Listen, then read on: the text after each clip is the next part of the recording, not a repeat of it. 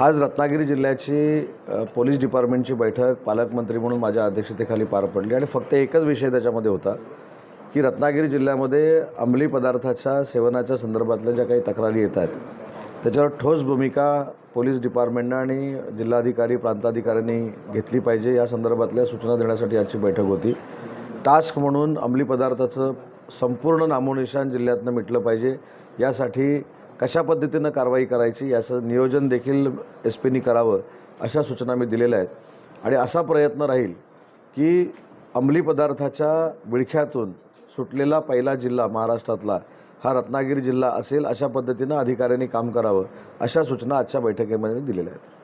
पण एकंदरीत इतक्या गांभीर्याने एवढं प्रकरण होत आहे आणि पोलिसांकडनं काय आता तुमच्या भविष्यातला अपेक्षा आहे पाहिजे? मी आणि ही तुम्हाला ही बैठक पण देखील कशी घेतली माहिती की तुमच्या सगळ्यांच्या समवेत बैठक घेतलेली आहे। याचं कारण पोलिसांनी काय केलं पाहिजे ह्या अपेक्षा आम्ही या ठिकाणी व्यक्त केल्या, तशा तुमच्याकडनं देखील आमच्या अपेक्षा ज्या आहेत अवेअरनेस क्रिएट करण्याच्या, एखादी बातमी करत असताना याच्यामधनं सकारात्मक दृष्टिकोन डोळ्यासमोर ठेवून करावी ही विनंती तुम्हाला देखील मी केलेली आहे।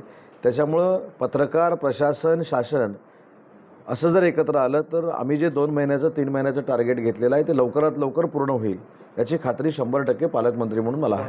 राजकीय हस्तक्षेप पोलिसांनी नाही, मी तर असं सांगितलं की अशा बाबतीमध्ये राजकीय पुढाऱ्यांचा जर फोन आला तर ज्याचा फोन येतोय त्याची डायरीमध्ये नोंद करून घ्यावी की अंमली पदार्थ बाळगणाऱ्या व्यक्तीला सोडण्यासाठी अमुक अमुक राजकीय लोकप्रतिनिधीचा फोन होता। आणखी काही कडक सूचना तुम्ही केल्या त्या संदर्भात? नाही, सगळ्याच कडक सूचना ह्या प्रेस कॉन्फरन्सला सांगायच्या नसतात। ज्या काही कडक सूचना किंवा कडक कारवाई करायची ते पोलीस अधीक्षक नक्की करतील। साहेब याच्यामध्ये टाइम बॉन्ड असेल? नाही, ही आता आपण एक टास्क म्हणून 3 महिने घेतलेली आहे, पण ही ऑनगोईंग प्रोसेस आहे।